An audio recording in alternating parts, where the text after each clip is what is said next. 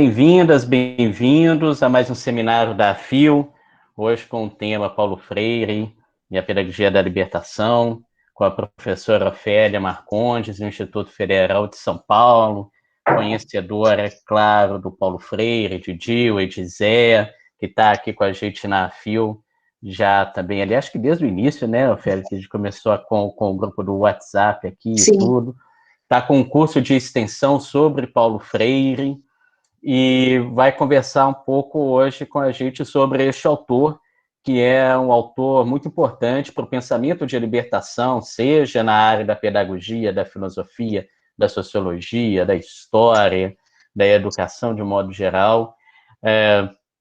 E hoje tendo, então, a presença aqui de uma galera da Rede Africanidades, uma galera do próprio Instituto Federal de São Paulo, uma galera aqui do Prof. Filo, tem alunos nossos, professor Roberto também, pessoal do Sul. Então, mais uma vez, bem-vindas, bem-vindos. Ofélia, é com você, e eu vou ficando aqui atento ao chat para quem quiser se posicionar por escrito, para quem quiser falar depois ali ao microfone, após a exposição da Ofélia. Ofélia, é com você. Obrigada, Rodrigo. Boa noite a todas e todos. Com tantos colegas conhecedores de Paulo Freire, vou falar que a minha contribuição é pequeninha, né, mas é uma contribuição no sentido de provocar algumas reflexões para que a gente possa pensar um pouco a questão da filosofia, da pedagogia, da libertação, né? Então, é muito bacana ver colegas que eu já conheço, alunos, conhecer novos colegas, e dizer que a minha ideia de trazer Paulo Freire para esse seminário é porque há umas questões que me deixam um pouco aflita, né?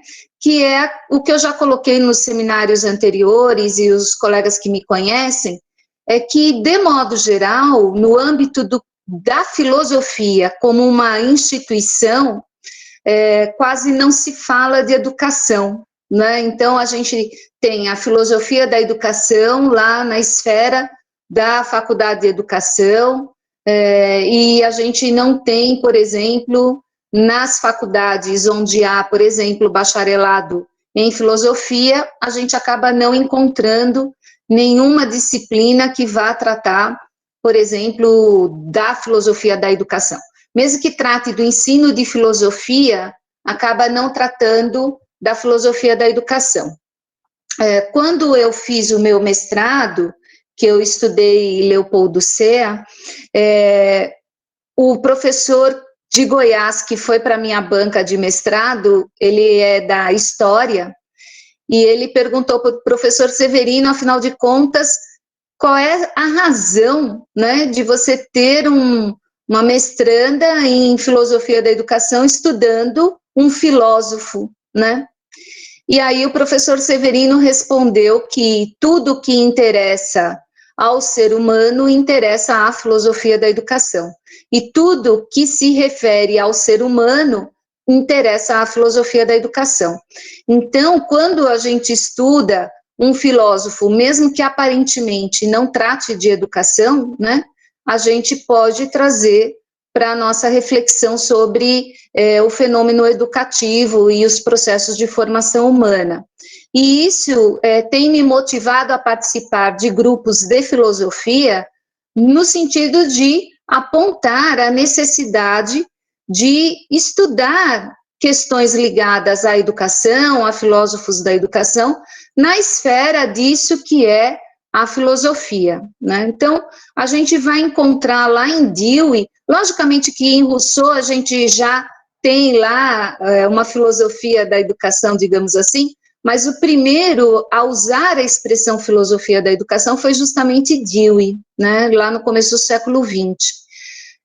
E aí a gente tem um filósofo dedicado a compreender o fenômeno da educação, a questão da democracia, a questão da experiência humana, né, e com isso eu acabei fazendo o meu doutorado em cima da filosofia do Dewey, e eu discuto a experiência educativa como uma experiência estética, né, ou o que há de sinônimo, né, entre uma experiência estética e a experiência educativa em Dewey.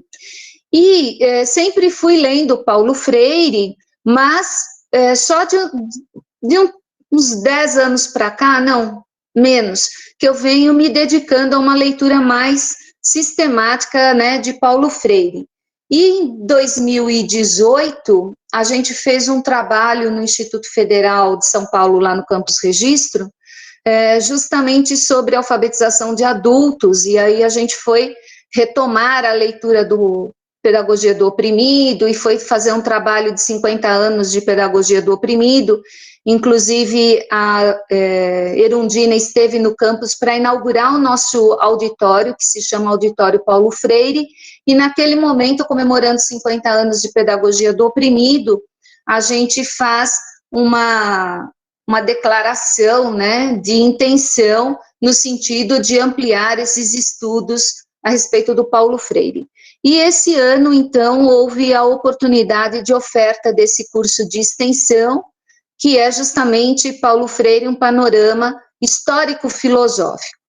E faço questão de acentuar que Paulo Freire é um filósofo, porque há princípios com os quais ele trabalha no sentido da promoção do ser humano, dos seus direitos, né, vai discutir a questão da alienação, da mediação, enfim. E ele vai entender a educação como esse instrumento, então, de libertação, né. Eu acho importante, e como foi o Paulo que colocou, né, no dia 19 agora de setembro, Paulo Freire teria comemorado 99 anos de idade, então a gente está inaugurando aí o ano de comemoração do centenário, né, de Paulo Freire. E é uma honra estar aqui em pleno 23 de setembro, falando, então, do Paulo Freire. Vocês sabem que o Paulo Freire, ele é lido no mundo inteiro, né, e a sua obra Pedagogia do Oprimido é uma obra extremamente respeitada, dentre outras, né, e hoje eu tenho lido com mais afinco, digamos assim, na educação como prática de liberdade. Eu gosto demais desse texto, até vou trazer algumas questões dele para nós, né? E o meu livro predileto é Educação em Mudança. Esse meu livrinho aqui é de 82, e ele já está todo destruído, né?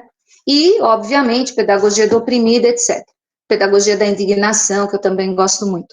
Mas a minha ideia é fazer um diálogo, né, entre a pedagogia da libertação e a filosofia da libertação. Porque já que nós estamos aqui na AFIL, é importante a gente fazer um estudo nesse sentido, né, mostrar que a pedagogia da libertação de Freire tem a ver com essa filosofia da libertação que a gente vem estudando. E justamente no livro Filosofia de la Liberación, né, na introdução escrita por Belo Ortiz e outros, né, eles dizem o seguinte, que em uma determinada reunião em Buenos Aires, entre sociólogos, economistas e filósofos, dentre eles o próprio Dussel, né, nós tínhamos naquele momento uma discussão acalorada sobre o livro Sociologia de la Liberación, né, do Fausto Borda, e a gente tinha a discussão do Pedagogia do Oprimido, do Paulo Freire. E nessa reunião começa um debate sobre a importância da dialética, dependência, libertação. E assim surgiu a primeira ideia de uma ética, de uma filosofia prática da liberação, da libertação, mais além do mero comentário dos filósofos, principalmente europeus. Então é curioso quando você pega o livro do Dussel e nessa introdução você tem a presença, né, da pedagogia do oprimido como sendo um centro dos debates, e eu quis trazer isso para o nosso grupo justamente para apontar que a pedagogia da libertação do Paulo Freire já estava ali, né, no cerne da discussão, então, que esses filósofos, sociólogos e economistas já estavam fazendo. Então, é importante, na minha opinião, manter esse laço, né, entre a filosofia da libertação e a pedagogia da libertação, mesmo porque o Paulo Freire vai trabalhar com aquelas categorias com as quais a gente vem trabalhando na filosofia da libertação, né? Libertação, mediação, né, alienação, são categorias que aparecem na filosofia do Paulo Freire. E Paulo Freire, ele tem uma antropologia filosófica que é muito importante para a gente compreender qual é o pensamento central. Ah, Rodrigo, eu não perguntei quanto tempo eu tenho, viu? Depois você me diz aí, me interrompe, tá bom? Para eu não me perder aqui. Não, fica tranquilo, você ainda tem uns 35, 40 minutos ainda. Ai, que ótimo. Porque se deixar eu falo 2 horas, viu? Porque eu vou engatando uma coisa na outra e vou falando. Então, retomando, né, o Paulo Freire, ele tem, então, uma antropologia filosófica. A ideia que ele tem de ser humano é a ideia de incompletude. E ele vai dizer que justamente porque o ser humano é incompleto, que ele se educa. E que essa educação, ela é permanente. Uma outra coisa importante para nós é essa ideia de educação permanente. A gente vai entender, por exemplo, a educação de adultos até o começo do século XX, até os anos 40, por ali, do século XX, a gente vai entender que o adulto tem uma idade certa para aprender e que, passada essa idade, ele não aprende mais, né? E o Paulo Freire, com a experiência dele em Angicos, né, quando ele faz o trabalho de alfabetização de 300 pessoas em 45 dias, ele mostra o quão é possível a aprendizagem de adultos. E isso é um marco para nós e é um marco depois para o trabalho que ele vai desenvolver durante o período que ele esteve no exílio. Bom, para o Paulo Freire, então, a gente tem essa antropologia filosófica que vai ser o pressuposto, digamos assim, o postulado, melhor dizendo, né, de como ele vai pensar a sua filosofia, a sua educação, e ele vai colocar no centro do debate a questão das relações de opressão. Então, a gente vai ter uma discussão opressor, oprimidos, e a educação, então, como um instrumento do processo de libertação. O Paulo Freire, ele tem ali nos seus textos, né, a discussão sobre ética, sobre política, sobre educação, e principalmente ele vai nos colocar diante de uma reflexão sobre a realidade e sobre os processos de conscientização, né? Ele tem um texto muito bonito que é Alfabetização Política. Nesse texto, o Paulo Freire vai dizer o seguinte: não é possível a gente pensar uma alfabetização em termos de língua escrita sem pensarmos numa alfabetização política. Política no sentido dessa tomada de consciência, do processo de conscientização, que é o processo de colocar as pessoas num contato efetivo com sua realidade. E eu vou dizer mais para frente um pouco sobre isso. No livro dele, Pedagogia da Indignação, né? Não sei se... Aqui na minha tela, né, fica invertida a imagem, mas para o Paulo Freire, ele vai dizer o seguinte, aqui na página 67, eu acho fundamental: se a educação sozinha não transforma a sociedade, sem ela, tampouco a sociedade muda. Então, se estamos pensando em processos de libertação, nós precisamos pensar nos processos de educação, porque se assim não for, a gente não consegue a transformação do mundo com vistas à libertação. E é importante a gente ter essa noção. E como é que a gente começa, né, a discutir essa questão da libertação no pensamento do Paulo Freire? No livro não, ele tem uma reunião de textos que ele vai falar sobre o processo de alienação. Deixa eu ver se eu abro aqui, que eu esqueci de deixar aberto, gente, espera aí. A vantagem da gente ter o computador aqui à mão enquanto está falando é uma belezinha, mas só preciso achar. Só um minuto. Para eu não falar bobagem, né? Que é o texto dele sobre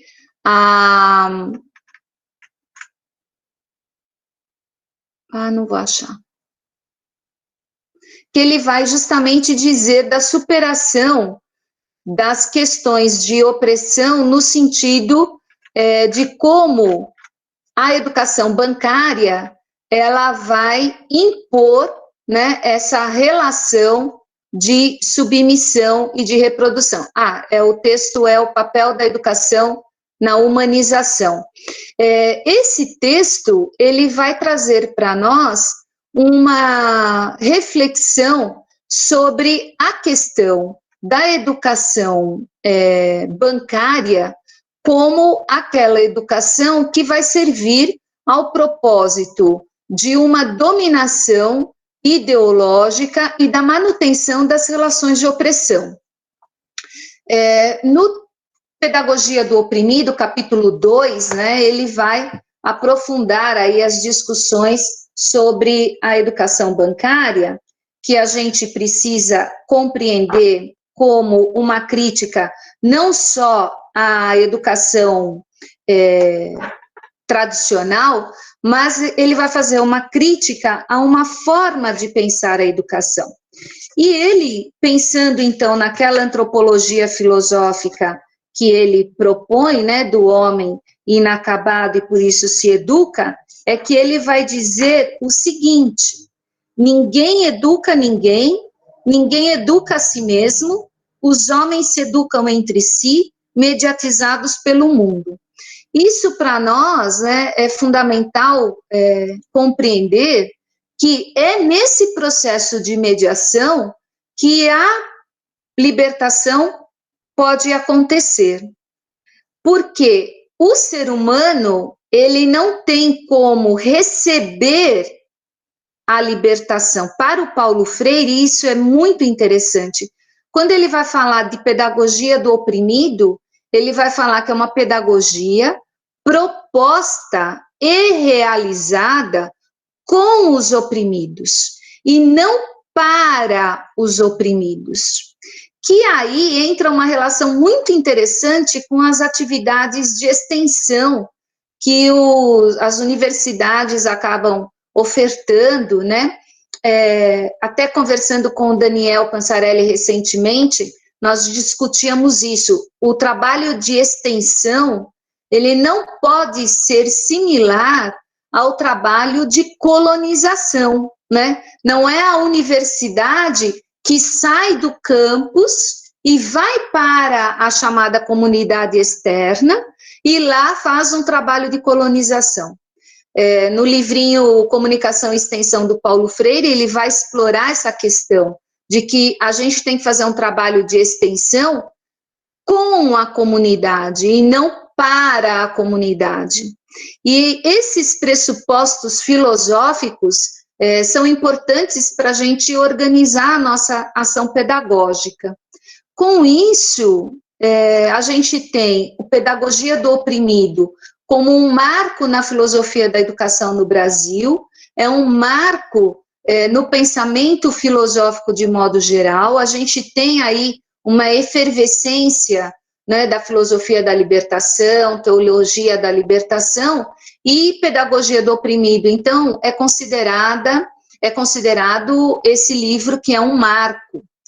Pois bem, o que o Paulo Freire vai discutir é que a libertação de homens e mulheres das relações de opressão se dá pela própria ação desses homens e dessas mulheres oprimidos e oprimidas. E aí está a centralidade da conscientização e do diálogo como instrumento de libertação. Quando Paulo Freire, lá na alfabetização política, ou nesses outros textos chamados textos marginais, né, ele vai reafirmar, mesmo na pedagogia do oprimido, ele vai afirmar e reafirmar a centralidade do diálogo. Então, o diálogo, ele é o principal instrumento para a conscientização. E essa conscientização, ela é justamente a metodologia da sua pedagogia. Por isso que a gente tem lá o Círculo de Cultura e a gente tem um trabalho dialógico para poder fazer esse processo de conscientização se efetivar. Mesmo porque a gente tem uma educação pensada na relação dos seres humanos com o mundo e no mundo. Porque para o Paulo Freire, a gente não pode dissociar, né, o ser humano do seu contexto histórico, da sua realidade. Lendo Paulo Freire, a gente tem condição de afirmar que filosofia e educação estão necessariamente imbricadas. Não há educação sem filosofia, assim como não há uma praxis filosófica sem educação. Por isso que eu venho discutindo a necessidade de, como a Ampof, como a gente aqui da AFIO, né, pensar a educação também juntamente com as nossas discussões todas de gênero, né, enfim, todas as discussões que a gente vem fazendo aqui na AFIO, a gente precisa inserir uma discussão sobre educação, porque lendo Paulo Freire, né, eu tenho uma convicção de que a praxis filosófica, ela não vai existir sem educação. E eu faço essa afirmação, né, justificando-me na própria leitura do Paulo Freire, no seu livro Educação como Prática de Liberdade, que ele vai falar o seguinte, cito Paulo Freire: não há educação fora das sociedades humanas e não há homem no vazio. Então, se não há homem no vazio, se esse ser humano, né, eu respeito aí a indicação do autor dizendo homem como sinônimo de gênero humano, mas nos meus textos eu tenho evitado, obviamente, usar homem. Quando eu uso homem e mulher, homens e mulheres ou seres humanos, enfim, o que a gente vem discutindo é que, como não há educação fora das sociedades humanas, não há homem no vazio, isso significa que a questão filosófica, que é também entendida como própria, né, da atividade humana, então, própria não no sentido de estar na essência, mas é porque o nosso que fazer é pensar, né, essas questões da realidade. Então, a gente tem uma educação para a libertação, no sentido de compreensão da realidade. Em 1965, né, quando o Paulo Freire escreveu Educação como Prática de Liberdade, ele já anunciava a sua pedagogia da libertação ao afirmar que uma educação para a domesticação é sempre alienada e alienante. Quando o Paulo Freire fala que a educação bancária ela domestica, é porque ele está começando a discutir a diferença entre existir e viver, que eu vou explanar daqui a pouco.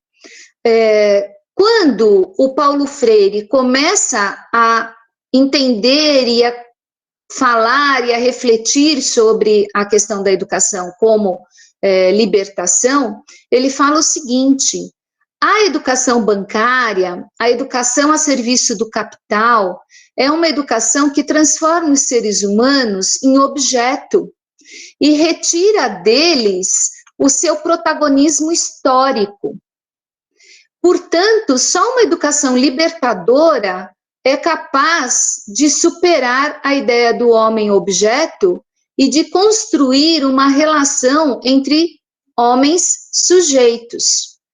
Quando Paulo Freire estabelece essa reflexão, ele vai dizer que uma educação bancária, conservadora, essa educação tradicional, como a gente costuma chamar, né, ela transforma o ser humano num objeto, porque o aluno é objeto do professor.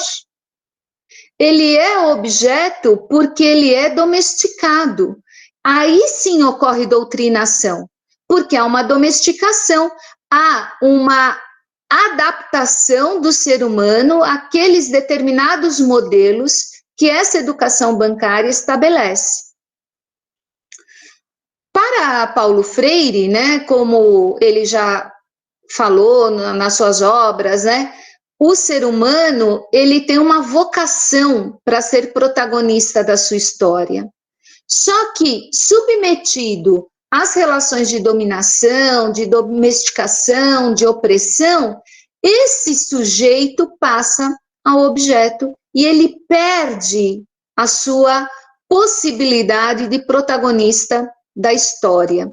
Em Educação como Prática de Liberdade, né, o Paulo Freire vai dizer que ele reconhece nos seres humanos a sua ontológica vocação de ser sujeito. Porque ele vai dizer o seguinte: graças a uma educação que domestica, que domina, que oprime, o ser humano perde a noção da sua temporalidade. Porque como ele vai vivendo as relações de opressão, ele não se dá conta das questões do passado, do presente e do futuro, e o ser humano vai vendo isso como mera consequência da sua vida nesse planeta, né? Com isso, o Paulo Freire vai dizer que há uma dialética entre ser humano e realidade, e que a formação humana se dá necessariamente no processo de inserção desse ser humano na sua realidade. Aí você vai me dizer assim, mas Ofélia, o ser humano já não está, né, inserido numa dada realidade? Está, mas ele não tem uma consciência dessa realidade no sentido da sua ação, do seu protagonismo. É isso que o Paulo Freire está falando. E aí, por exemplo, para o Paulo Freire, ele vai dizer que a gente precisa ter uma consciência intencionada ao mundo, né? Eu tenho que desenvolver uma intencionalidade para compreender o mundo, para compreender a minha realidade. E se eu tenho uma educação que é de dominação, de domesticação, de opressão, eu não vou permitir que o meu aluno esteja inserido nessa tomada de consciência para que ele possa entender-se numa relação intencional com o mundo, né? E isso é sempre interessante na filosofia do Paulo Freire, porque o ser humano está no mundo e com o mundo, e, portanto, é uma dimensão concreta da realização da sua existência, e a partir da qual é capaz de compreender a si mesmo e a realidade. Para Paulo Freire, né, a existência humana se dá no diálogo, na relação de alteridade e na comunicação. E aí eu vou dizer para vocês que o Paulo Freire faz uma distinção entre viver e existir.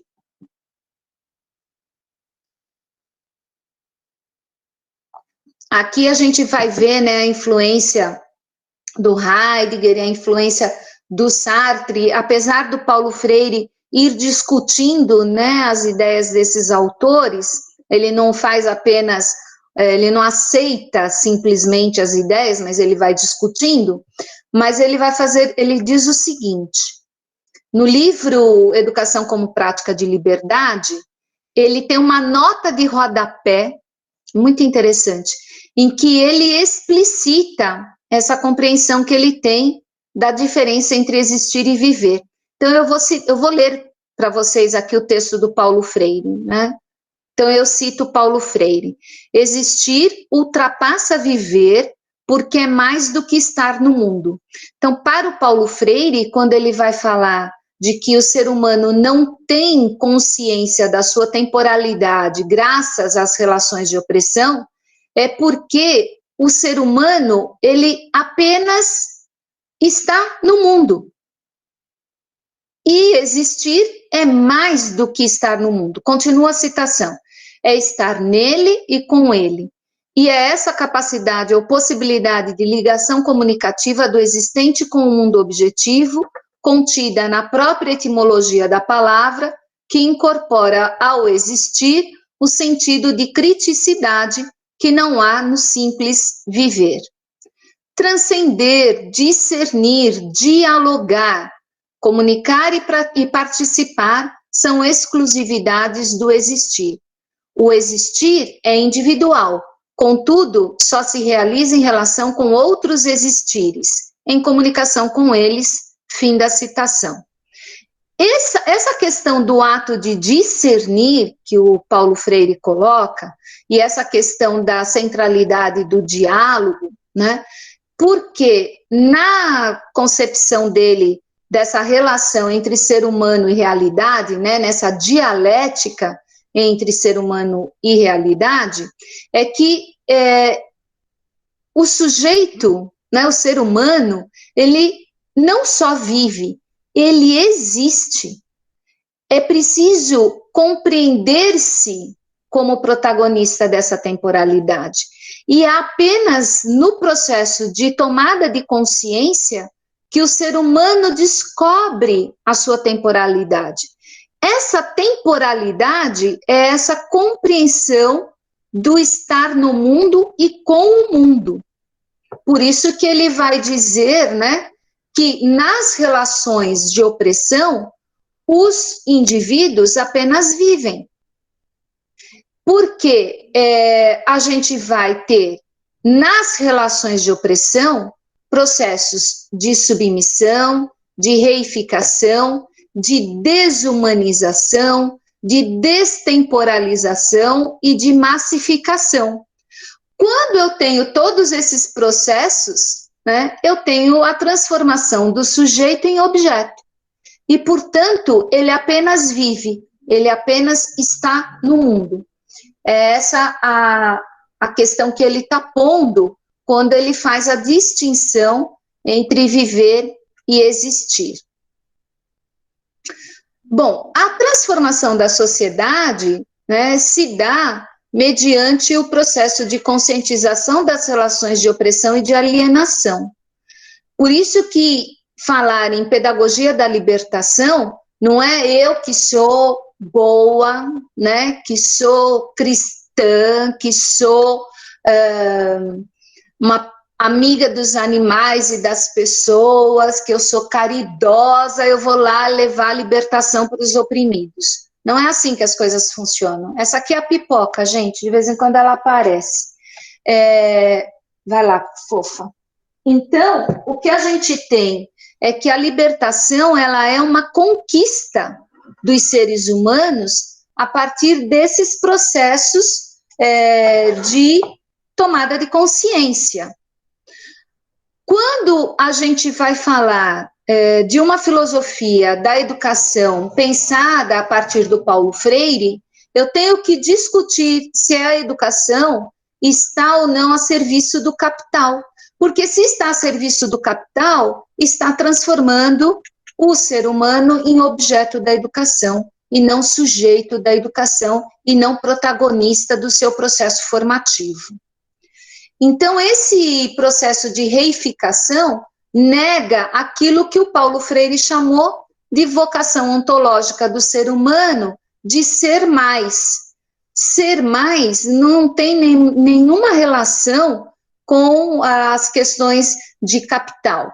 Significa que o ser humano deixa de ser livre se ele está submetido às relações de reificação. E se ele deixa de ser livre, ele não pode realizar a sua vocação ontológica de ser mais. Ser mais tem uma relação direta com as relações de liberdade. O ser humano, para o Paulo Freire, ele tem direito a uma existência livre de desenvolvimento, de crescimento como pessoa. E o processo de reificação leva o ser humano a ser menos. Ele é manipulado e, portanto, submetido a processos de desumanização. E é isso que eu estou querendo mostrar, né, aqui na minha fala, que a pedagogia da libertação tem essa ligação direta com a filosofia da libertação, no sentido de se discutir esses processos que desumanizam.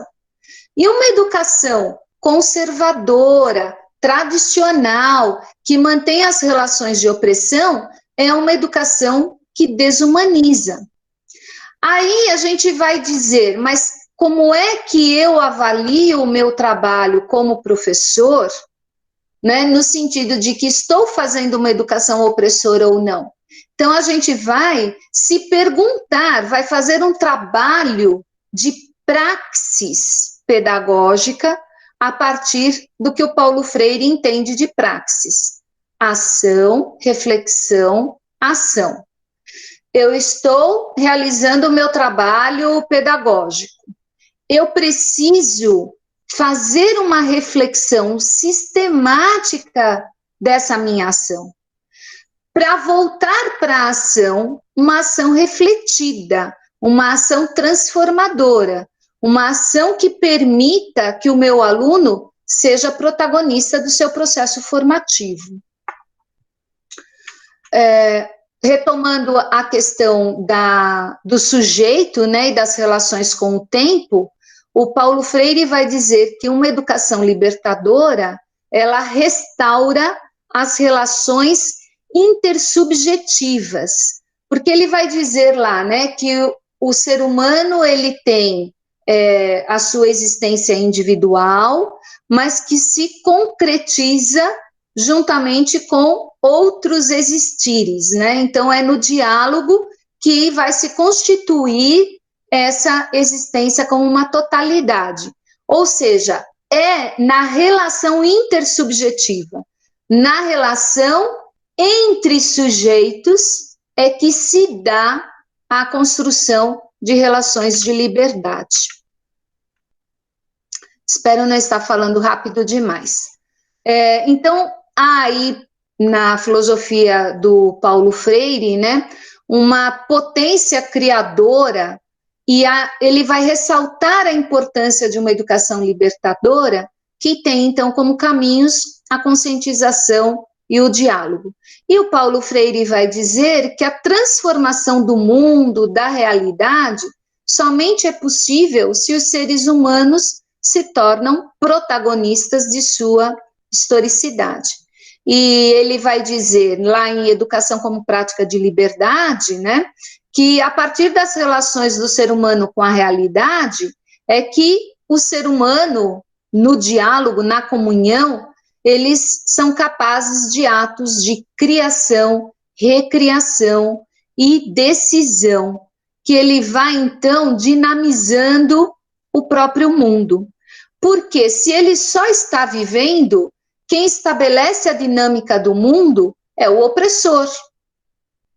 Mas, se ele é o protagonista da sua historicidade, ele vai criar, recriar, vai tomar decisões, e é esse ser humano que, então, vai promover essa dinâmica, né, e essa dialética do ser humano com a realidade.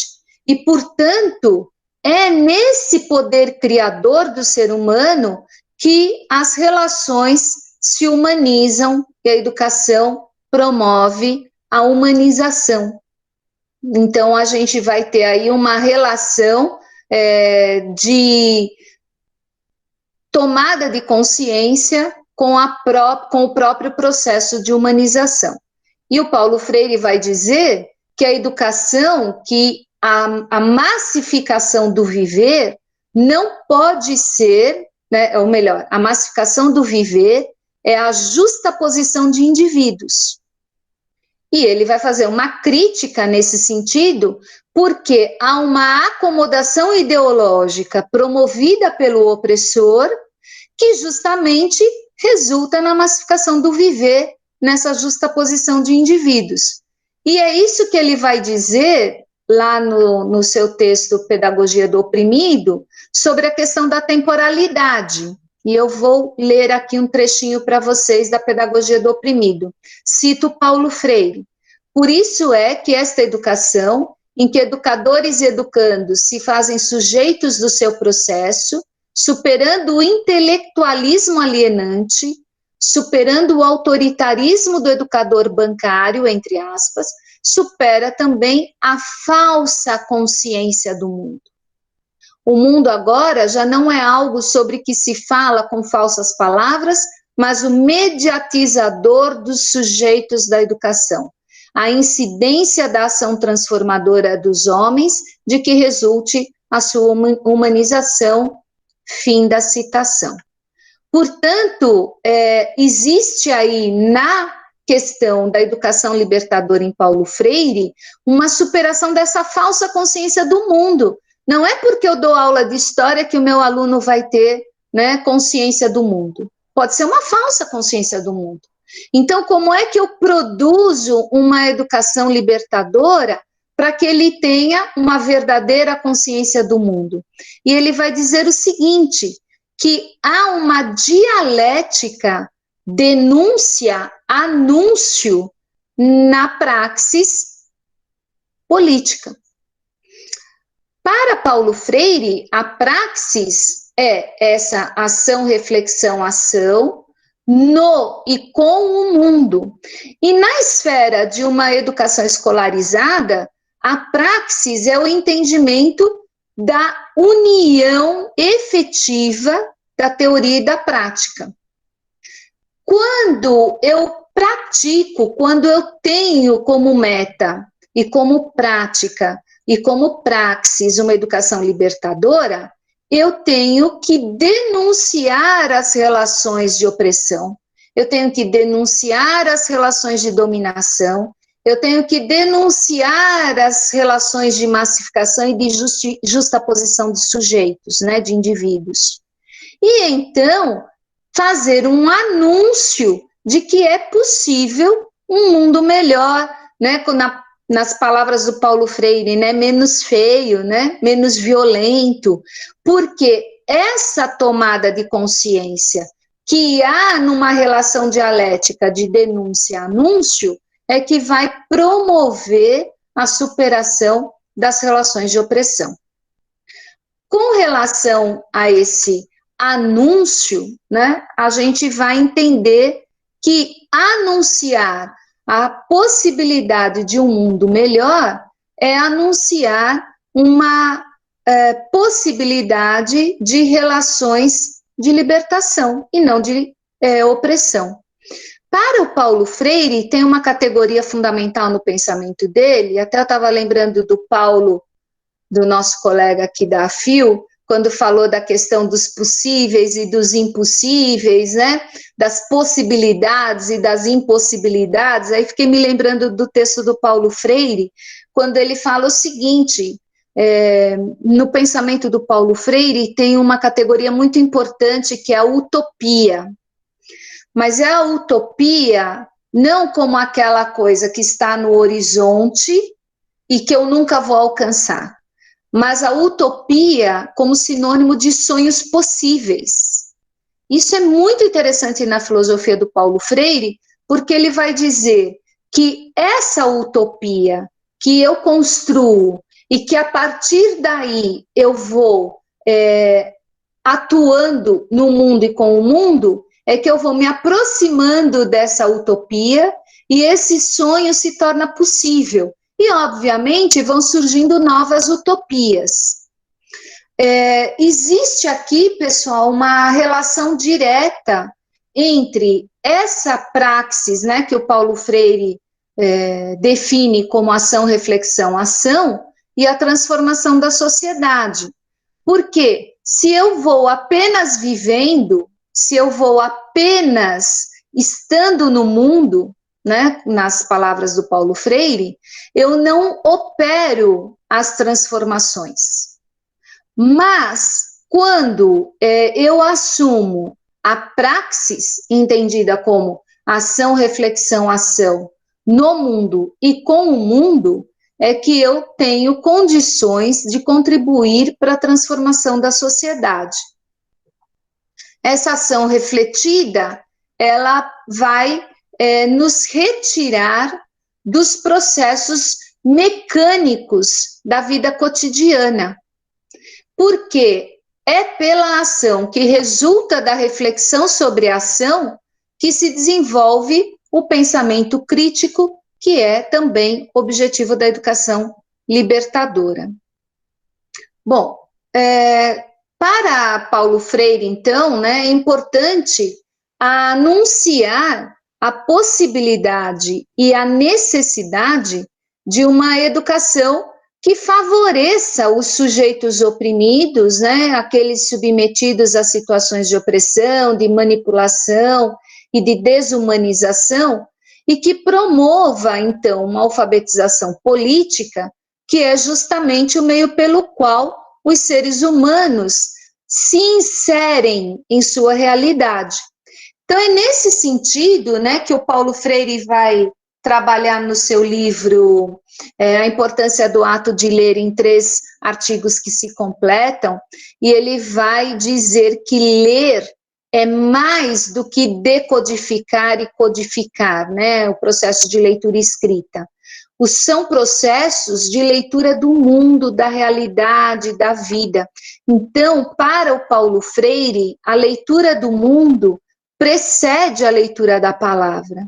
Por isso que ele fala de uma alfabetização política, e por isso que ele fala que a educação tem que promover ações de tomada de consciência, porque é justamente pela leitura do mundo que precede a leitura da palavra que vai acontecer esse processo de alfabetização política.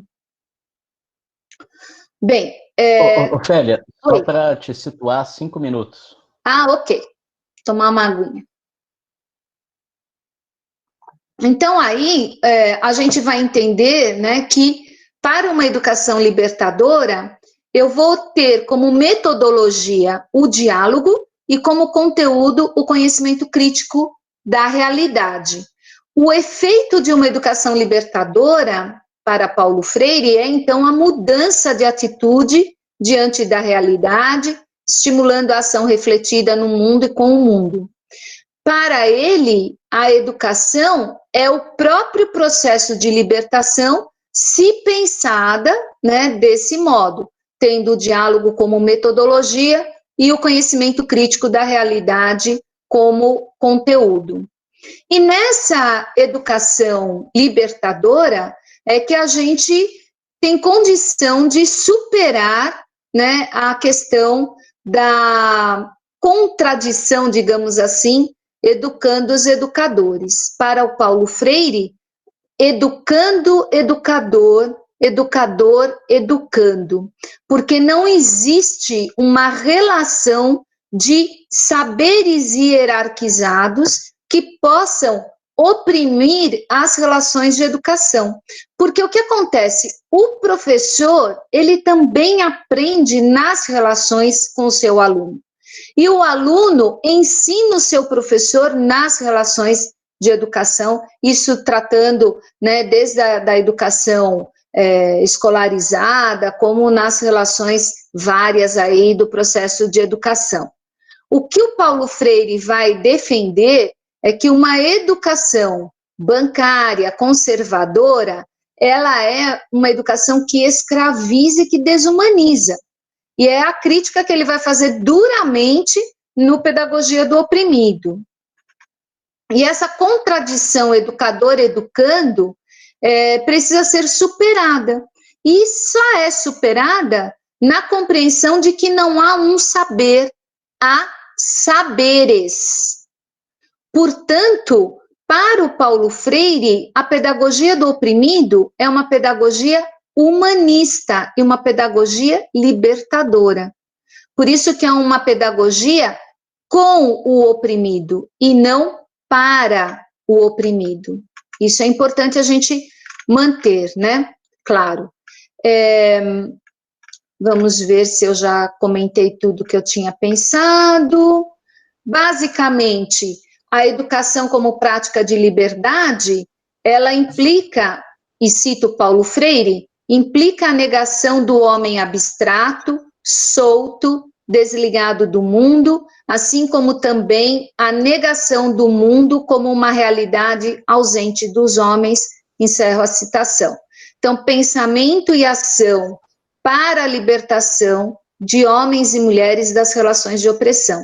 É essa, assim, uma síntese da síntese, né, do que eu tinha pensado para a gente conversar um pouco hoje. Então, encerro aqui a minha fala e aí passo para o nosso mediador. Muito obrigada, gente, foi um prazer. Obrigado, Ofélia. Muito boa a exposição.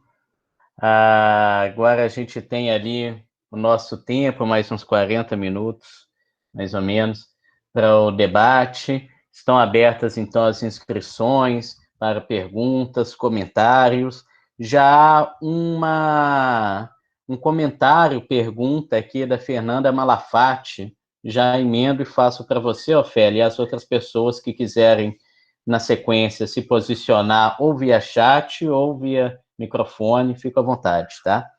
Neste sentido, para a educação libertadora, o professor tem um papel fundamental, não é? E isso nos daria argumento para problematizar, inclusive, a formação do professor. O que acha?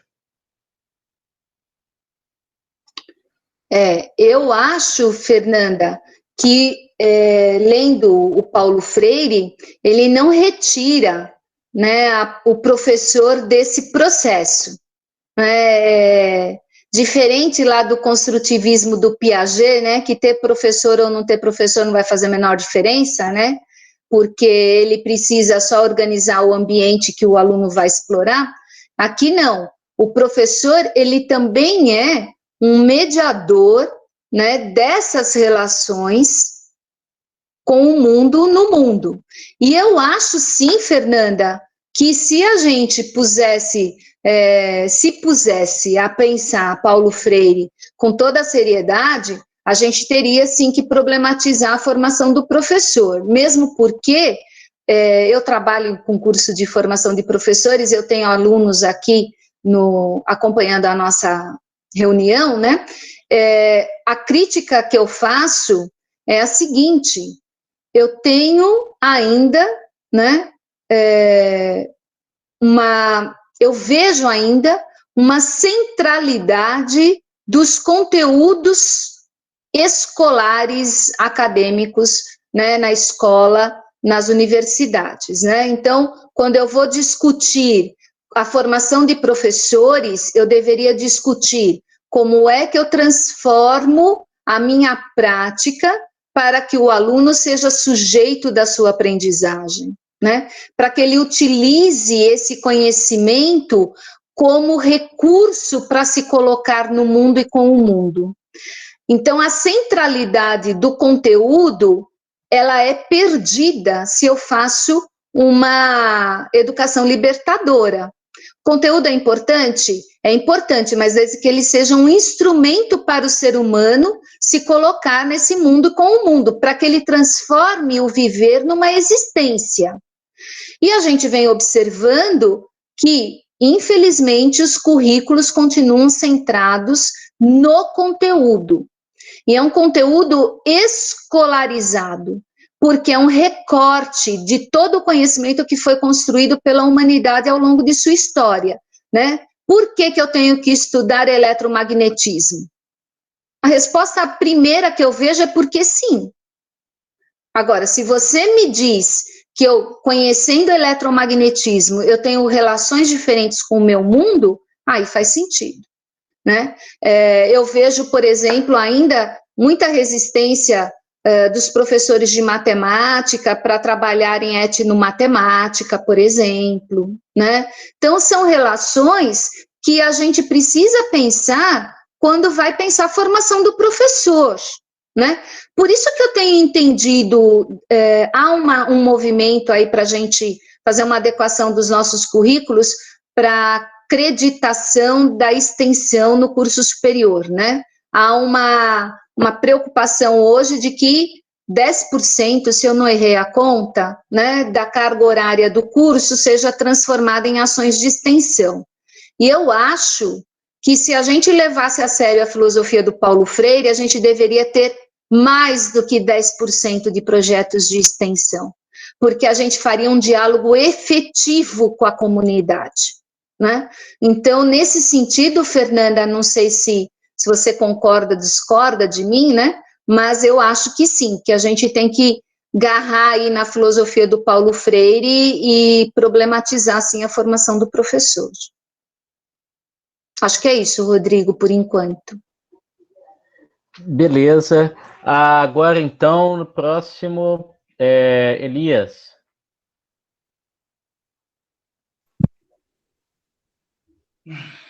Boa noite, gente. Oi, Elias. Boa noite.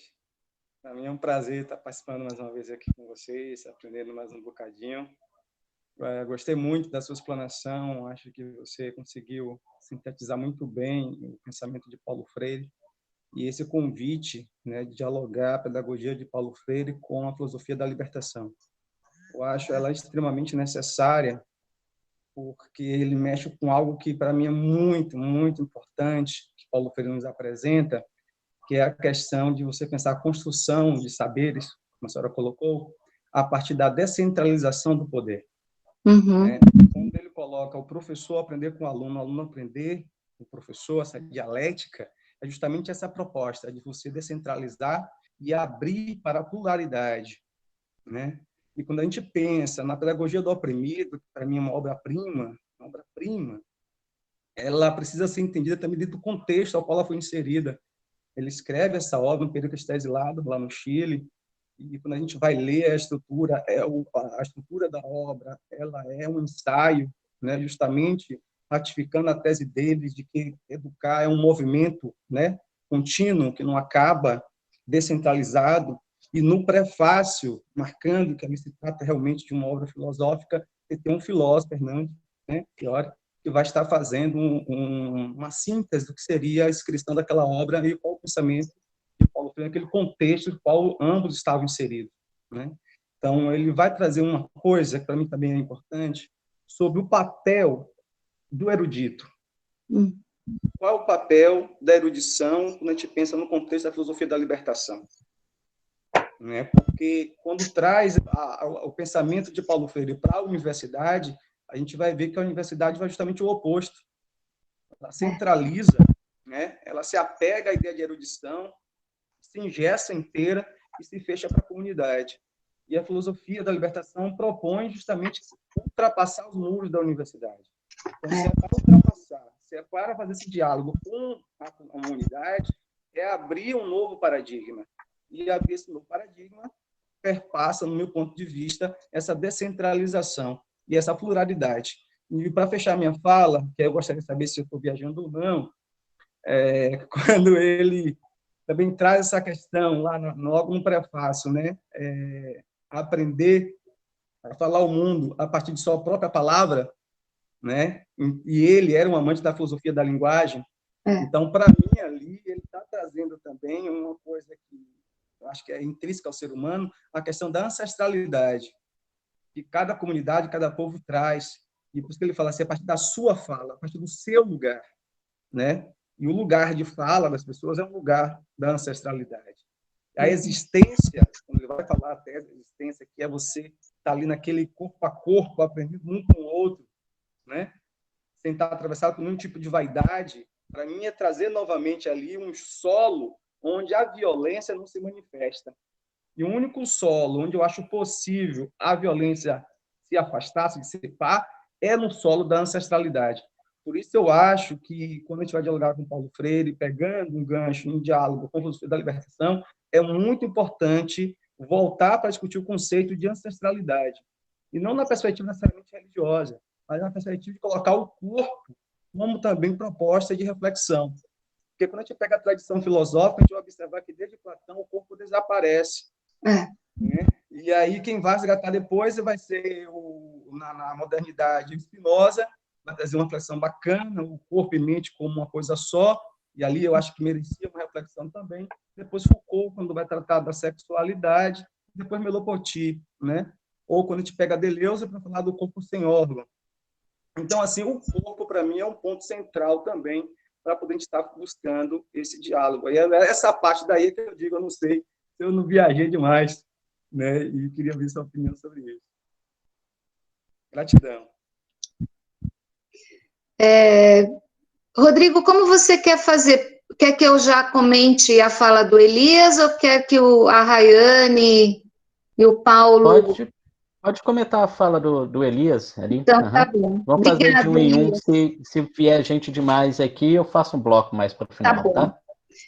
Então, Elias, sabe que tem aqui no prefácio, né, que foi escrito pelo professor Hernani, né, quando da publicação lá em 67, né, quando o Hernani escreve, né, o prefácio, lá já em dezembro de 67, ele vai falar o seguinte, né, que com Paulo Freire a pedagogia faz-se antropologia.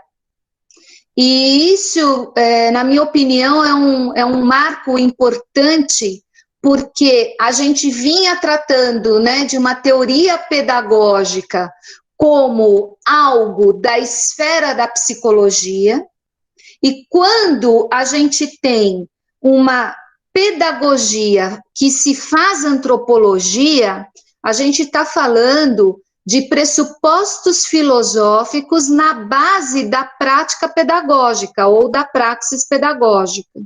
Então, isso que você fala, né, da ancestralidade, etc. e tal, eu acho fundamental, porque o próprio Hernani, aqui no prefácio, né, que você citou, ele vai falar o seguinte, que para Paulo Freire, né, o ser humano, ele se constitui, né, na palavra e pela palavra. E aí a gente tem toda a ligação com a produção cultural, com essa construção do ser humano ao longo da história. E é importante a gente entender que o Paulo Freire, ele tem uma antropologia filosófica que dá base às discussões que ele vai fazer ao longo, né, da sua construção teórica, digamos assim, da construção do seu pensamento. E uma coisa que você falou sobre o corpo, sempre me remete às questões, por exemplo, do aborto, né? Eu tenho observado que há uma defesa pró-nascimento e não pró-vida, né? Pró-nascimento no sentido de que o importante é que aquele bebê nasça, agora as condições em que esse bebê vai viver depois não interessa, né? Ele vai nascer lá naquele ninho lá de marginais e certamente vai se tornar um marginal. Então, quando eu leio Paulo Freire e fico pensando nessa relação, né, do ser humano com o mundo, quando ele está falando desses processos de libertação, ele está falando contra todo o processo de silenciamento, né? Então, quando você silencia as religiões de matriz africana, quando você silencia as mulheres, quando você tira o direito sobre o próprio corpo da mulher, né? Que parece assim, que a mulher não manda no seu corpo, né? A sociedade inteira que manda no corpo da mulher. Então, a gente precisa ter uma educação de libertação que permita também essa tomada de consciência com relação às relações do corpo e relação à ancestralidade. Então, eu acho, Elias, que você não está viajando, não. Eu acho que faz todo sentido, né, quando a gente faz uma leitura da filosofia do Paulo Freire. E é por isso que eu vivo sempre defendendo, né, que o Paulo Freire, porque há um equívoco. quando fala assim, o Paulo Freire é um educador, né? O Dewey é um educador. Primeiro, que faz uma subvalorização desses pensadores, né? Como se ser educador é ser menos, né?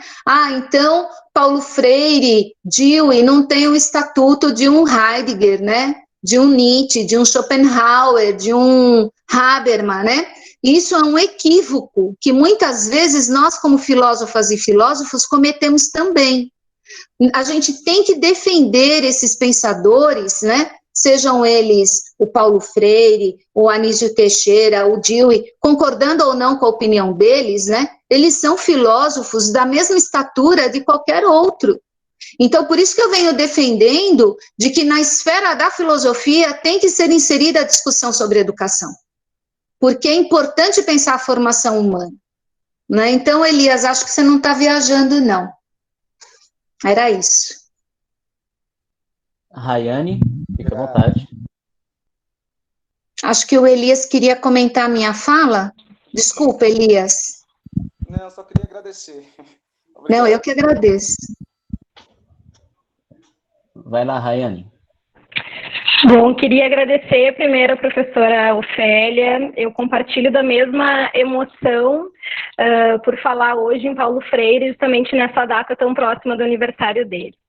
Eu fui anotando muitas coisas e fui pensando aqui, fiquei fervendo assim em querer trocar contigo algumas coisas sobre Freire, que é um filósofo e eu o trato assim, né? A gente entende ele aqui no Brasil como professor e, claro, é grandioso chamá-lo assim também, mas eu gosto também de reconhecê-lo como filósofo. Então, eu fui anotando algumas coisas e queria trocar aqui com vocês e depois, de alguma forma, tentar te convidar a fazer uma relação de uma categoria do Freire com Leopoldo Sea.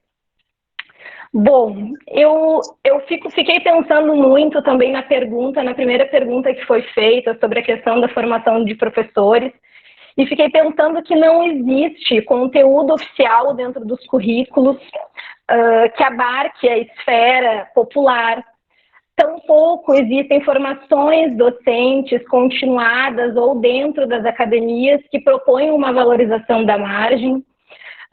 O que existem são silêncios, altos níveis de analfabetização ainda, evasão escolar, porque as palavras elas acabam se convertendo em discursos vazios quando se trata de discussões sobre uma educação libertadora, né?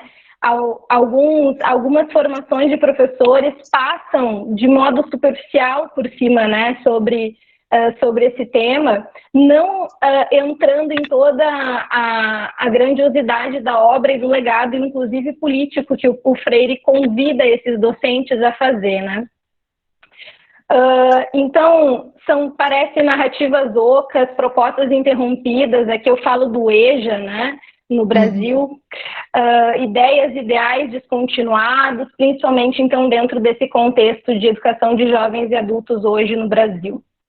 E ainda que essa ausência de política educacional, que é uma política educacional consistente, contextualizada, como tu bem disseste ali antes, seja um dos problemas para essa formação, né, de identidade desses sujeitos daqui, é também a partir daí, me parece, que a educação em vias de libertação buscaria seu lugar, né? Como se saíssemos da margem para uma transcendência. Em alguns textos eu encontrei sair da margem para o centro, mas me parece que Freire quer justamente o contrário, ele não quer centralizar, ele não quer colocar na caixa, ele quer transcender, e é transcender a partir de si. E aí me parece que é isso, né? Um contracaminho. Gosto desse termo, né? Um contracaminho, colocando a educação como forte ferramenta de libertação. Então, visando um ensino mais crítico, democrático e popular, passando pela esfera da oralidade, da aprendizagem em comunidade, do resgate desse popular e toda essa expressão da margem, trabalhando não só a autonomia discente, mas também docente, mas também os saberes que a própria experiência ali, como tu disseste, educador, educando, educador, essa troca contínua que se dá no chão da sala de aula, aprendendo, né, no caminho dessa experiência. Mas aí eu volto para aquela primeira pergunta sobre a formação docente, e são muitos os desafios, porque a gente entende que ainda é um terreno que não está pronto, que tem muito a ser pensado, tem muito a ser caminhado aí. E aí eu penso que esse talvez seja o maior desafio da pedagogia da libertação, que é o desenvolvimento dessa autonomia docente que transcende para uma autonomia discente. E me parece que aí mora a categoria da utopia, né? Que é esse caminhar, é esse buscar que a gente ainda não conseguiu, mas é importante que se continue. E a minha pergunta para ti pensando na categoria da utopia do Freire, esse caminhar que me parece que ele convida, que mais que convida, na educação para a prática como prática da liberdade, ele convoca, ele fala, educação é uma prática política. Então me parece que, de alguma forma, essa utopia, essa categoria da utopia do Paulo Freire dialoga com a categoria de utopia de Sea. E como tu mencionaste o Sea ali no início, se puder falar um pouquinho disso, se eu não estou também viajando, se eu estou fazendo essa relação dessa categoria de Freire com Sea. Então é isso. Tá. Rayane, eu não ouvi bem o final. Você falou da categoria utopia e da outra categoria do Sea. Do Sea. O Sea trabalha com o termo utopia também, e a narrativa de Leopoldo Sea também me parece, de todos os filósofos latino-americanos, a mais utópica, talvez porque ele seja um dos precursores, enfim, ele está preparando o terreno, mas eu lendo Freire, eu me sinto convidada a fazer esse diálogo com o Sea. Eu queria saber se eu estou no caminho certo ou se eu estou fazendo errado. Então, olha, a primeira coisa que eu vou dizer para você é uma frase do Paulo Freire, que é o seguinte: não me repitam. Criem, né? Criem a partir dessas coisas que eu estou falando, né?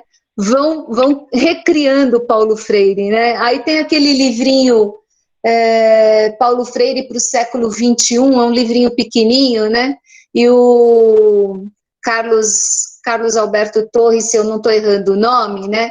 Ele fala assim que o Paulo Freire, quando lá no comecinho, conversando com o Gadotti, com ele, né? Ele falava assim: não, mas eu não quero que reproduzam o meu pensamento, né? É para reconstruir, né? Para construir um novo pensamento. Então, se você está vendo essa possível relação, eu acho que você tem mais é que investir nisso mesmo, de procurar se há coisas que aproximam e coisas que afastam esses dois pensadores maravilhosos, né? Eu adoro ler Leopoldo Sea, e inclusive eu estou conversando com o Wagner para a gente discutir um pouco a questão da tolerância, sabe? Nos livros, nos escritos finais, né, do Sea. E sobre transcender, né, eu concordo com você, eu acho que o Paulo Freire não está interessado em centro e nem em margem, sabe? Porque lá na Educação como Prática de Liberdade, ele diz o seguinte, que existir é transcender, é discernir, é dialogar. Então, eu acho que quando a gente vai lendo Paulo Freire, né, a gente vai sendo convidado a esse processo mesmo de transcendência, né? Nem estar preso à margem e nem desejar o centro, e nem estar no centro querendo trazer a margem para o centro, né? Mas é esse processo de relação com o mundo e no mundo, sabe, Rayane? Eu acho que isso é a grande dificuldade, né? Não é uma educação libertadora para que aquele... Sabe aquela frase famosa do Paulo Freire? Eu vou confessar uma coisa aqui para vocês. Aquela frase famosa, sem uma educação libertadora, o sonho do oprimido é ser o opressor, né? Então, se alguém me ajudar a achar em que livro está isso aí, porque dizem que é uma frase atribuída. Ó, gente, eu andei vasculhando tudo a semana passada. Eu tenho vários textos do Paulo Freire em PDF. Eu vasculhei e se está no texto dele,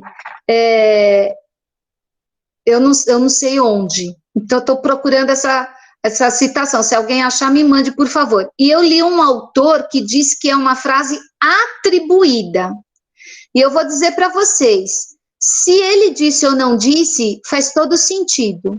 Lendo Paulo Freire, faz todo sentido. Por quê? A gente não está querendo pensar que esse ser humano oprimido, ele saia das relações de opressão para daí virar um capitalista porco nojento, né? Então, é no sentido da valorização, como o Elias falou, em pedagogia ele não cita exatamente assim, mas... Então, Fernanda, esse é o ponto. Essa frase, como ela é dita, né? Ela não está escrita com todas as letras, mas é como, né? É possível se pensar que essa frase seria do Paulo Freire. Eu queria achar o livro onde está a frase direitinho, letrinha atrás de letrinha. Não consegui achar ainda, mas que faz todo sentido. E eu concordo com a Rayane quando diz assim, Paulo Freire não está pensando em levar a margem para o centro e muito menos o centro para a margem, né? Porque se ele está pensando uma educação cuja metodologia é o diálogo, é justamente esse grupo que se educa que vai decidir, né, como é que vai caminhar esse próprio processo. Uma coisa que eu venho pensando muito, Rayane, na formação de professores, é trabalhar efetivamente com projetos, né? Porque aí a gente teria uma aprendizagem baseada em projetos, no sentido da centralidade dos saberes, e não de um saber hierarquizado, segundo dito por uma diretriz, ou por uma BNCC, ou seja lá por qual documento for, né? Porque, assim, eu acho a dança tão importante quanto a matemática. E no nosso currículo tem a matemática e não tem a dança, né? Eu acho tão importante aprender a cozinhar quanto aprender física, mas não tem culinária no nosso currículo. Então, quando você tem uma BNCC, quando você tem diretrizes, né, a tentativa e o discurso ideológico é nesse sentido, né, porque a gente tem que dar oportunidade, né, igual para todo mundo. Isso, numa sociedade extremamente desigual como a nossa, né, você só vai acirrar essas desigualdades, né? Então, eu acho, Rayane, que pensar Paulo Freire não é pensar no centro e não é pensar na margem, é pensar nos saberes e no ser humano como esse, como ele mesmo fala, né, esse poder de criação do próprio diálogo com a realidade, sabe? Não sei se contemplo aí as suas questões, Rayane. É que daí você falou da utopia, né? Minha cara, utopia em Paulo Freire é sonhos possíveis, e sem utopia a gente não realiza ação no mundo, né? Então, para Paulo Freire, não tem ação no mundo sem utopia. Obrigada, professora. Não, tá ótimo, muito obrigada. Eu até agradeço. Ótimo. Paulo? Então, Ofélia, primeiro, obrigado. Você já disse uma coisa que eu tinha pensado em dizer e só vou reforçar. Eu acho que a gente tem que parar de ficar dando explicação de se Paulo Freire é filósofo ou não. Temos que assumi-lo objetivamente. Se nós estamos órfãos de um grande filósofo da libertação no Brasil, nós o temos. Vamos assumi-lo, porque quem lê Paulo Freire, reduzi-lo à educação, ou reduzi-lo aqui, a educação já seria muito, mas quem faz esse esforço no sentido de redução eu acho uma injustiça total aquilo que ele propõe na complexidade da sua construção reflexiva enfim, como todo filósofo, ele tem seu jeito de dizer as coisas, né? E não há um parâmetro, nenhum padrão. Então, claro que para aquelas escolas quadradas e sistemáticas, ele não caberia, ele não cabe, né? Então, e por isso essa, às vezes, desqualificação. Então, eu queria reforçar isso que você já disse. Eu acho que nós estamos trabalhando com um filósofo, sem nenhum demérito a quem seja educador. A questão aqui é, efetivamente, assumi-lo entre nós como um par na construção filosófica. Até para dizer que a educação não precisa se justificar diante da filosofia. Uhum. Ela também é parte desse contexto. A gente sabe que não é assim na vida real, mas acho que esse contradiscurso, ou esse discurso anti-hegemônico, também precisa ser feito para a gente valorizar. E a minha provocação para você é: será que os desafetos do Paulo Freire não estão valorizando ele mais do que aqueles que concordam com ele? Ou seja, será que aqueles que efetivamente temos nele uma referência importante, não estamos deixando ele um pouco de lado demais? E aqueles que não gostam dele estão, ainda que de maneira completamente torta, enviesada e maldosa, estão promovendo a fama dele, porque objetivamente todas as recentes críticas, inclusive pelos vários analistas, mostram que ajudaram a divulgá-lo ainda mais, né, tanto no Brasil quanto no mundo. Então, eu acho que nós lemos pouco Paulo Freire. Eu me dediquei a estudá-lo no doutorado e acho que é uma referência fundamental para a gente compreender uma série de questões e, sobretudo, a ideia de diálogo, né? Eu entendo que diálogo é o próprio modo de ser da libertação em Paulo Freire. Não tem como compreender libertação, até porque libertação nele é libertando-se, não é? Não existe a libertação, é um processo de longo fôlego e de longo curso, assim como é o diálogo. Uhum. É um processo de longo fôlego, de longo curso, que pode até se interromper em razão de alguma circunstância ou cessar, mas ele não se interrompe como dinâmica constitutiva, ou seja, o processo humano libertado ou em libertação é, no fundo, um grande diálogo. E eu acho que há ali, nessa formulação, um conteúdo assim incrivelmente determinante para a gente compreender o sentido da libertação.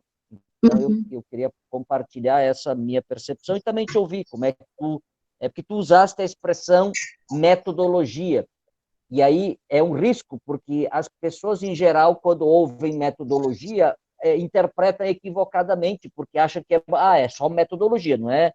Claro que o metodologia aqui no Paulo Freire tem esse sentido constitutivo. Então, colocar um pouco essa questão para você, e gostaria de ouvir um pouco mais sobre esse aspecto, porque ali está, inclusive, aquela que é a qualidade talvez superior, mais importante, exigida por ele, de um ser humano, que é a amorosidade. Né? Ou seja, não como apenas uma declaração mas como um modo de ser, no fundo. Né? Eu diria, talvez, que a amorosidade, junto com o diálogo, seja a própria libertação como realização nesse longo processo. Né? Então, não haveria libertação sem amorosidade, não haveria diálogo sem amorosidade, ou seja, não haveria educação, não haveria humanidade, no fundo, sem esse constitutivo fundamental. Enfim, quero te escutar um pouco sobre essa questão e um comentário. Eu diria, acho que a Rayane perguntou sobre a periferia e a centralidade. Eu acho que Paulo Freire é um sujeito descentrado, ele não é descentralizado, é descentrado, ou seja, não tem centralidades assim, nem periferias. Acho que a gente, para entendê-lo, precisa superar, inclusive, essas armadilhas, às vezes, que nos impõem percepções binárias ou pouco produtivas desse ponto de vista. Essa é a minha impressão. Posso estar enganado, mas é a minha impressão. Eu queria te ouvir um pouco sobre essas questões. Não são comentários, questões, enfim, fique à vontade. Foi um prazer te escutar, porque acho que você traz uma riqueza muito grande de elementos e o conhecimento que você tem, sobretudo também como prática, acho que é fundamental. Obrigado. Obrigada. Paulo. Ofélia, Oi. rapidinho, antes, só para a gente se organizar aqui, me desculpe te interromper, depois da sua resposta, durante a sua resposta ao Paulo, a gente fecharemos as inscrições, tá? Então você responde, e aí quem mais quiser se posicionar, faça a sua inscrição aqui via chat. Pode ir lá. Okay. Então, Paulo, obrigada, viu? Eu quero comentar algumas coisas em cima da sua fala, né? Tudo em Paulo Freire é processo, como você falou. É libertando-se, é educando-se, é transcendendo, né? É discernindo e é dialogando, né? Então, é sempre processo mesmo. E eu concordo com você, para Paulo Freire não tem essa de centro, periferia, margem, né? São esses grupos de diálogo que promovem a inserção do ser humano como sujeito da sua temporalidade. Eu acho que isso é muito importante da gente discutir no pensamento do Paulo Freire. O meu colega João, que é lá do Campus Registro, né? Oi, João. Ele tem um canal lá de YouTube, né? O IFSP, Em Casa com o IFSP, e a gente fez uma live justamente falando de educação amorosa em Paulo Freire. E a semana passada eu apresentei, né, uma palestra, justamente o José Maria está aí para não me deixar mentir, acho que a Wanda também deve estar aí, justamente lá em Mineiros, né, para o pessoal de Mineiros, dizendo sobre o amor como categoria filosófica. Por que é que, Paulo, eu digo assim? Porque quando a gente faz pedagogia, e eu fiz pedagogia faz tempo, viu, gente? Fiz pedagogia lá nos anos 80. Faz muito tempo, vocês nem eram nascidos. Naquela época, o meu curso era chamado de Espera Marido.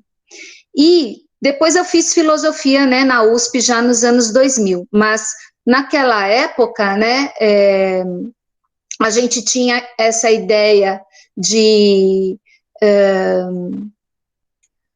que a professora tem que ser amorosa. Aí você vai ler o Paulo Freire, né, professora sim, tia não, né, justamente para discutir que a professora, o professor, eles são profissionais que estão trabalhando efetivamente, são trabalhadores e são formados para desempenhar esse papel, né, então não é tia, assim como a tia, né, não é a professora, pode coincidir da tia ser a professora lá do seu sobrinho, mas as relações de amor com o sobrinho, né, não é essa relação de amor, né, com o aluno. E a categoria amor no Paulo Freire, eu estou até escrevendo um texto só sobre a categoria amor em Paulo Freire, uma categoria filosófica, como ele consegue olhar para o mundo, compreender, né, a relação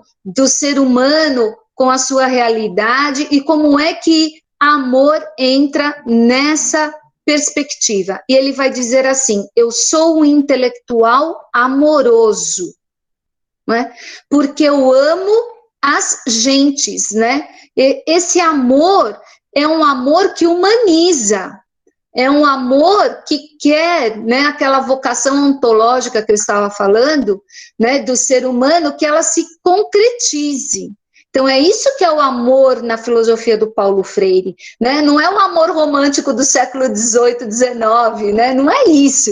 E não é o amor da festa junina que a gente faz lá, coraçãozinho no Dia das Mães, não é nada disso, né? Então, pensar em que medida, né, eu sou uma intelectual amorosa. Amorosa no sentido de que eu quero que o outro seja um outro como eu, né? A alteridade na filosofia do Paulo Freire também é uma coisa importante de ser pensada, né? Eu não sou esse ser mais, né, que também já li tantas críticas ao ser mais, né? Não é ser mais no sentido de pisar no outro, de hierarquia, não é nada disso, né? É no sentido desse processo do trabalho pedagógico, do trabalho com o outro, ouvindo o outro, né? Dialogando com o outro, um diálogo amoroso, que é um diálogo respeitoso, que é um diálogo que vê no outro um sujeito, né, e não um objeto dessas relações de diálogo e etc. Então, eu acho que é importante a gente olhar a filosofia do Paulo Freire, identificando essas categorias pouco usuais, né? Eu até tinha me inscrito para falar sobre Paulo Freire na AFIL Mundial, e eu estava até pensando, sim, Ensinando a Transgredir, adoro esse livro da Bell Hooks, estava até pensando em fazer um repeteco dessa nossa fala de hoje lá na AFIL Mundial, mas eu estou pensando seriamente em colocar em discussão essas duas categorias, né, amor e utopia, porque o Paulo Freire, ele foi um intelectual amoroso, né, e ele foi um intelectual das marchas, um intelectual que estava com o outro, nos seus problemas, né, ele não era um intelectual de gabinete, né, que só olha a marcha, né, ele era um intelectual que marchava com o outro. Então, é importante a gente entender o amor em Paulo Freire nesse sentido da questão da alteridade, né, e da questão de... e também não é a mera tolerância, sabe, como se apregoa, né, não é uma tolerância, eu tolero, eu odeio aqui dentro, mas a minha ação é de tolerância, não é isso, é um amor nesse sentido sincero, de ver no outro o outro. Então, eu acho muito fundamental essa categoria, e acho bacana você ter trazido, Paulo, que a minha fala semana passada lá para os colegas de Mineiros foi nesse sentido, da gente discutir um pouco a amorosidade. E eu acho, como a Irundina falou recentemente, né, que em 2018 o Paulo Freire estava sofrendo um segundo exílio, né? Ele foi exilado em vida e com as políticas ali em 2018 de perseguição, né, de Paulo Freire, ele estava ali sofrendo um segundo exílio, né, um exílio em morte, né? E eu tenho visto que há uma procura no sentido de compreender Paulo Freire. O curso que eu ofertei no Campus Registro é um curso EAD com panorama histórico-filosófico, né, de Paulo Freire, teve 99 inscritos.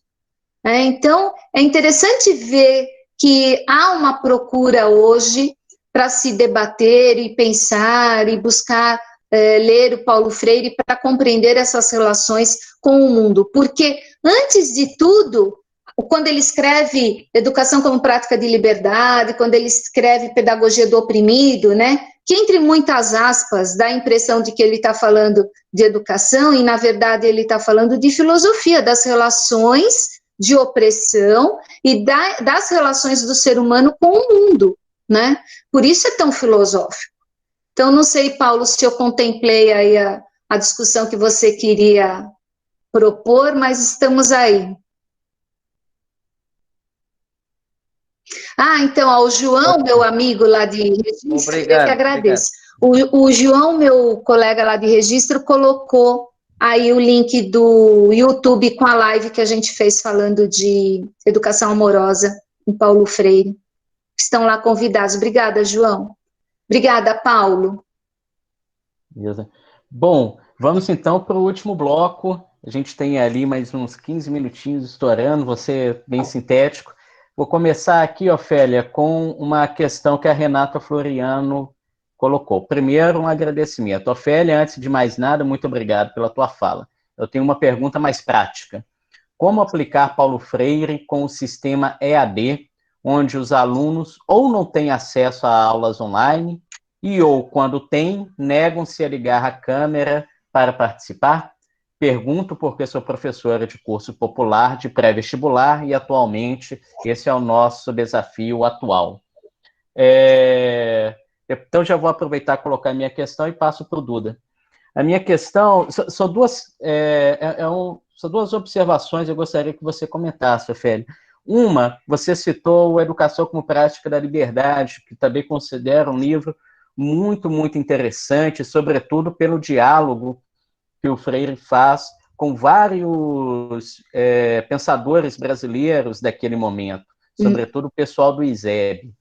E pegando o gancho, então, nesse livro, há uma ideia que o Freire desenvolve lá, que é a da democracia como forma de vida, e não só como regime político, que tem ligação com o Dewey, com o ZBD Barbu e outros caras. Eu gostaria que você comentasse um pouco essa noção da democracia como forma de vida, não é? O que você pensa com relação a isso, o que você já conseguiu investigar, estudando um pouco mais o Paulo Freire. E a segunda coisa é essa ligação também com os autores brasileiros, né? Você fez ali questão de resgatar a importância do Freire lá na filosofia da libertação, bem no início, não é? Chamando atenção para o que o pessoal estava lendo na pedagogia do oprimido, junto com a sociologia da libertação do Fausto Borda, e me parece que há um autor que é de extrema importância para o Freire e que a gente também precisaria dar uma resgatada nele, pensando nessa tradição intelectual de pensadores fundamentais para a filosofia da libertação, que é o Álvaro Vieira Pinto. Lembrando que o Álvaro Vieira é um dos poucos autores que o Freire, sempre ao se referir, o chama de mestre. Ele não faz isso com Marx, ele não faz isso com Sartre, ele não faz isso com Dewey, mas ele faz isso com Álvaro Vieira Pinto.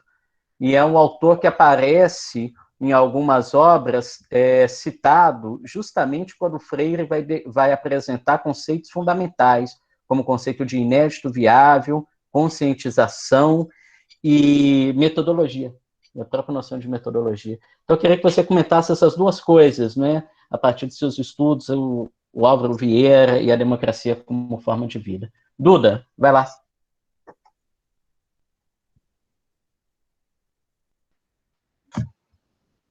Ofélia, primeiro que tudo, muitíssimo agradecido, que aula, né, vamos chamar assim, que processo ensino-aprendizagem freiriano delicioso que você nos colocou hoje.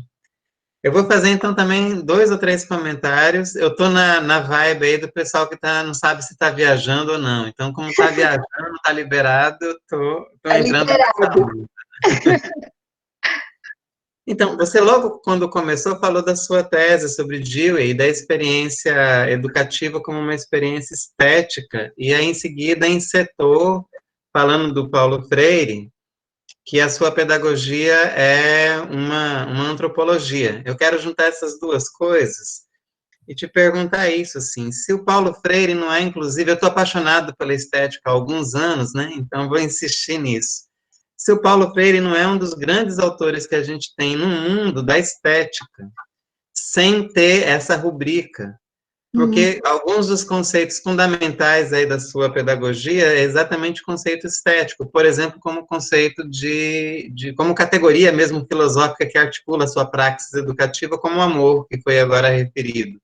Mas também a ideia de errância, mas também essa própria ideia de uma meninice que ele reivindica o tempo inteiro também na sua praxis, né? E entre outras.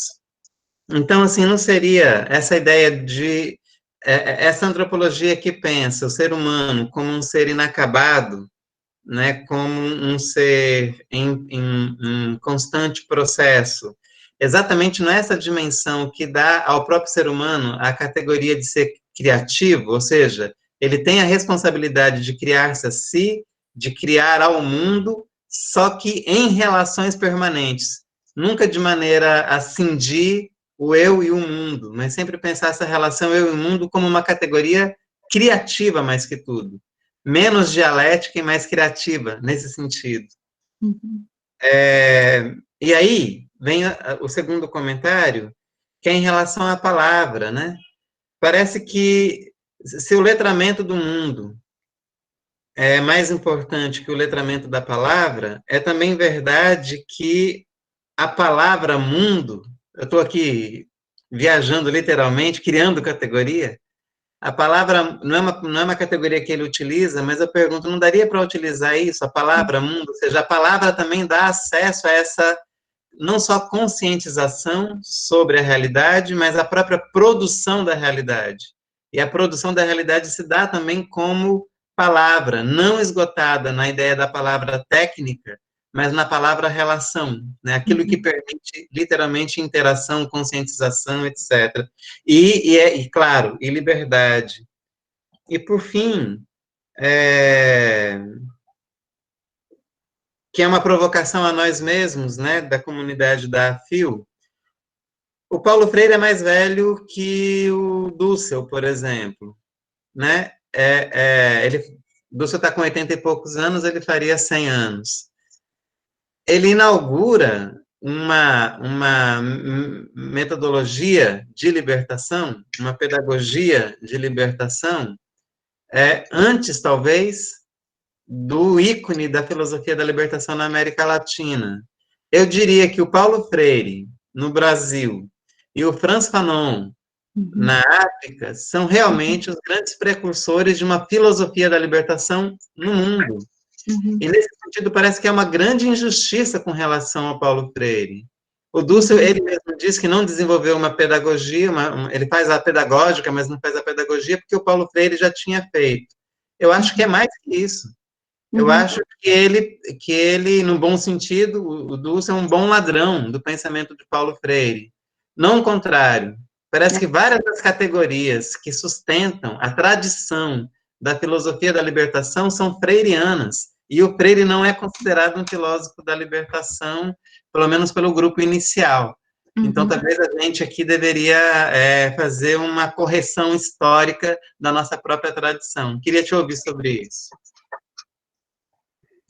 Obrigada.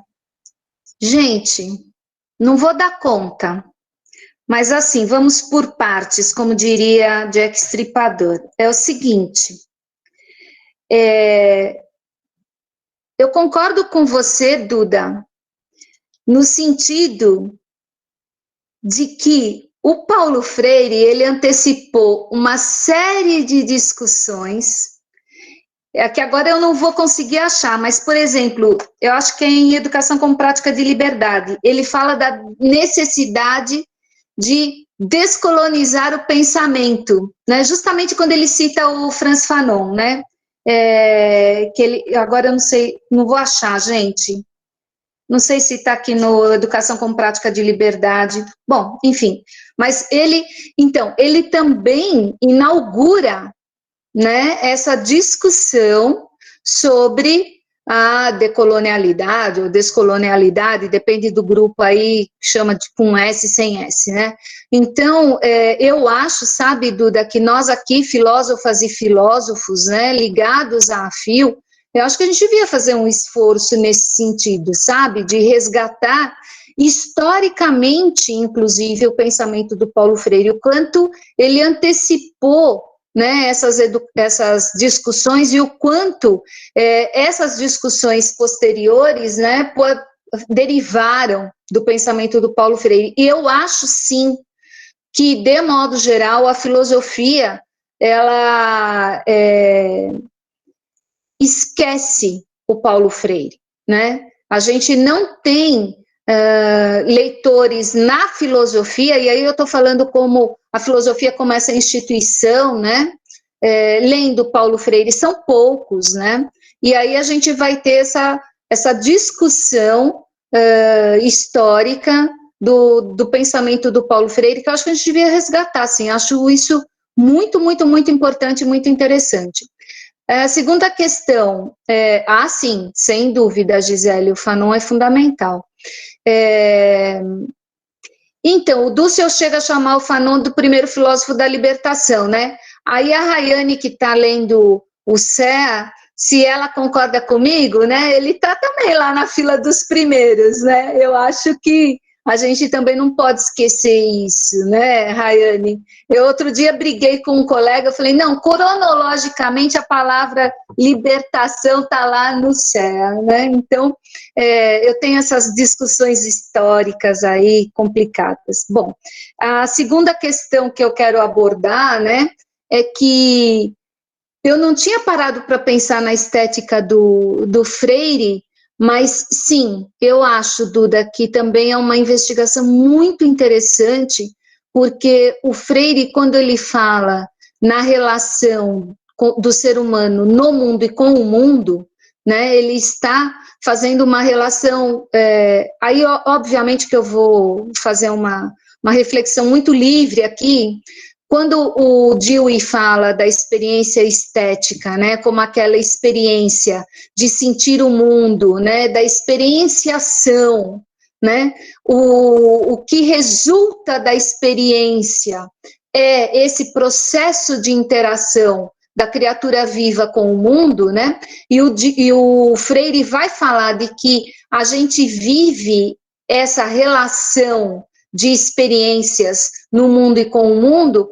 Eu acho que sim, que a filosofia do Paulo Freire, a gente poderia fazer uma discussão estética nesse sentido ampliado, né, do que é a estética entendida como essa relação com o mundo, essa forma de experienciar, né, acho que é bem interessante.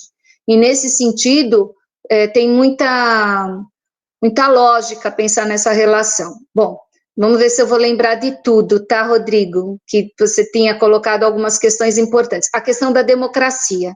Para Dewey, né, democracia é forma de vida, né? Então, e a única forma digna de viver. Digna no sentido da promoção do ser humano. Porque para Dewey, educação o sinônimo de educação é crescimento, né? Aquela marcha acumulativa de ações que promovem o crescimento. Tanto que o Dewey, ele tem uma discussão sobre a diferença entre crescimento e desenvolvimento, né? Então, a gente vai usar a ideia de crescimento e não de desenvolvimento, porque se a gente pegar uma analogia muito simples, né, da casquinha de feijão, quando a gente trabalha com os pequenos, coloca o algodãozinho úmido, o feijãozinho, né, o feijãozinho abre e começa a brotar, né, porque esse desenvolver, né, quebrar essa casquinha aí, vai pressupor uma essência, e o Dewey estava muito longe de ser um essencialista, né, então, a gente precisa, deixa eu fechar aqui o chat, que senão eu me distraio e perco o fio do que eu estava pensando. Então, essa ideia de democracia, né, Rodrigo, que a gente vai ver em Paulo Freire, e ele vai dizer que ele não está tratando da democracia como uma representatividade, né, não é uma política de representatividade a democracia em Paulo Freire, mas é uma marcha, né, a democracia em Paulo Freire, essa ideia é ancorada em duas categorias, né, nessa questão da marcha e na questão da utopia. E aí eu vou voltar no que o Paulo falou, é perigoso falar em metodologia. Sim, mas quando a gente fala, tem uma pedagogia, quais são as duas coisas que você pensa? Em metodologia e conteúdo, né, por isso que propositalmente eu coloco essas duas questões. Qual é o jeito de fazer democracia? No diálogo. E que modelo de diálogo? Um diálogo amoroso, né? Então, é nesse sentido aí a democracia do Freire. O filósofo que o Paulo Freire cita, que você citou, eu confesso a você que eu nunca li, né? Sempre vejo a referência, mas acabei nunca fazendo a leitura, então não tenho condição de responder. E falta 1 minuto para 21 horas, vou rapidamente falar na outra questão de EAD, né? Eu nunca passei tanta frustração pedagógica na minha vida como nessa história de ensino remoto, né? Se há um sinônimo de frustração, é ensino remoto, porque eu gosto disso aqui, de estar olho no olho, de conversar com as pessoas, né?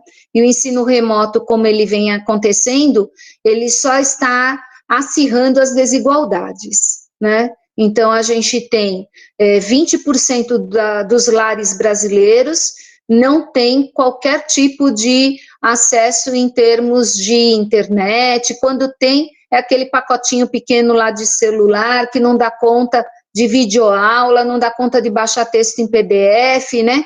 Então, esse tipo de ensino remoto, ele é um ensino que apenas acirra as desigualdades sociais.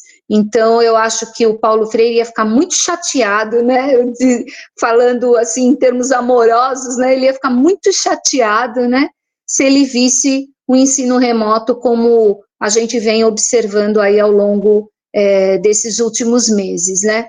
Por outro lado, a gente acaba vendo nisso uma solução que foi encontrada e que eu acho que não está solucionando nada.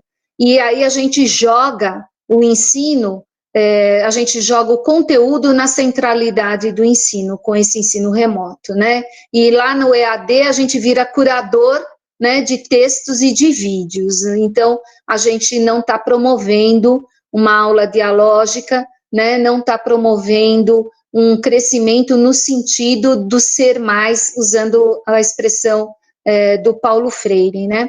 Então, como já são 21h01, Rodrigo, acho que eu encerro aqui as minhas considerações. Eu sei que fiquei devendo muitas considerações, dadas as últimas perguntas, mas o pessoal tem meu WhatsApp, aí a gente pode ir conversando ao longo do tempo, tá bom, Rodrigo? Obrigada, viu? Nada, a gente que agradece, Ofélia, foi muito bom. Acho que a gente fez uma coisa que é realmente pouco feita, que é fazer uma discussão mais densa sobre Paulo Freire na filosofia da libertação. Espero que isso seja apenas uma primeira de outras que façamos, seja aqui, seja em outros momentos, com as pessoas ligadas à FIL. Pessoal, por hoje, então, é só. Uma boa noite para todas, uma boa noite para todos. Gente, Daqui a 15 dias viu? A gente volta novamente. Ofélia, dá uma boa noite aí para a galera.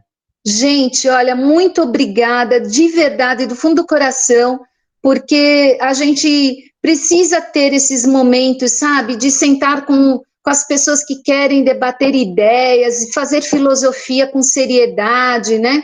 Então, eu quero agradecer demais. Ainda conheço pouco, mas eu fico provocada por essas conversas, né? Então, a gente vai aprofundando os nossos debates, as nossas leituras.